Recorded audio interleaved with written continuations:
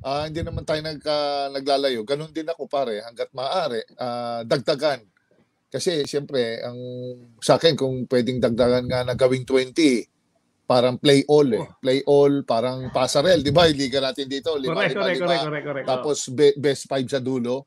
Ako agree ako diyan kasi ang All-Star is para sa fans nga ito at gusto rin nila talaga hanapin yung gusto ata nila parang for every team sa NBA may representation yung team nila, Yes. Correct. oo. Oh. Tapos sa akin, siyempre mas after the fan base kasi may mga ano din yan, eh, may malaking bagay din yan when it comes to sponsorships, when it comes to exposure, views, 'di ba? Social media, iba na, nag-revolutionize na yung sa atin, yung media, yung marketing strategy ngayon ng mga kumpanya. Kaya kung yung si player A, dala niya itong produkto na to tapos hindi mo ilalagay diyan, aba, makawawa naman yung nag-invest din doon na sponsor doon sa player na yon, 'di ba? Oo. Na kaya nga kung ito lang maiba lang kaya nga iba ngayon minsan nilalagay all-star sa ibang probinsya. Bakit? Eh, pwede naman sa Amerika, ang laki-laki ng Amerika. Makita mo minsan ginagawa ang all-star minsan abroad, minsan ang NBA ginagawa sa China, ginagawa sa Europe. Bakit?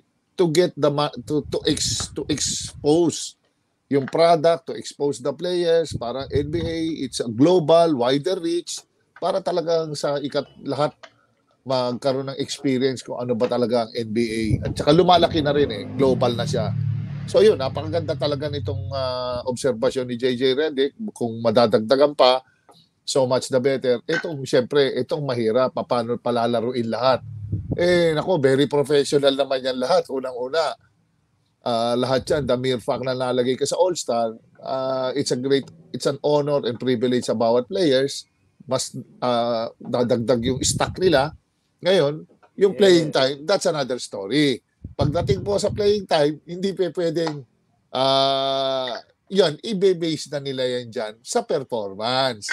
Kung kamo na ilagay kasi ka-20, o pinasok ko na, gusto mo ma-starting 5, siyempre, they will give where credit is due. Kung ikaw naman, top performer ka, first 8 players, siyempre, may priority ka sa coach mo, siyempre, kung sino man ang magko-coach ng All-Star. So, ganun pa din, performance basis pa rin, pero they'll see to it na lahat makakapaglaro. At saka yun, medyo headache yan sa coach, pero I'm sure they'll be guided with ang titinding assistant coach lahat dyan, pare. Lahat nakikita dyan. Mm-hmm. Who's coming, who will come off the bench, sino tatapos, sino pupuno, sino panggitna, sinong backup nito, backup niyan, baka mamaya dyan, may injury, baka mamaya dyan, very professional naman, sasabihin, coach, I can play like this. There's no worry, I can defend, pwede naman yan, pwede mag-backseat, minsan, maraming ganun.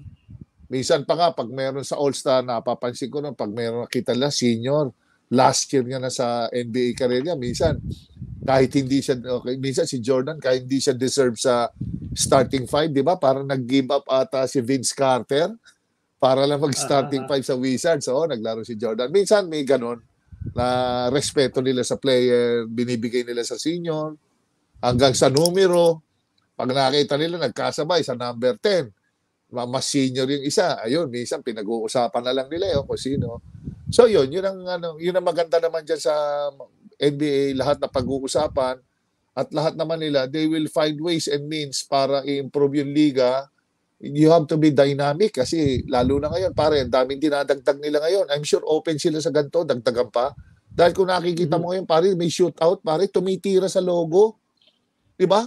Other than yung, 'di ba, pare, andun yung limang spot sa 3-point shootout. Pare, in-incorporate na ngayon yung may parang logo shot na parang sa tabi na ng midcourt. So lahat yun, kung anong makakapagpasaya sa mga fans, sa mga bata ngayon, gagawin nila para lang talaga tuloy-tuloy ang pagtangkilik ng mga fans ng NBA.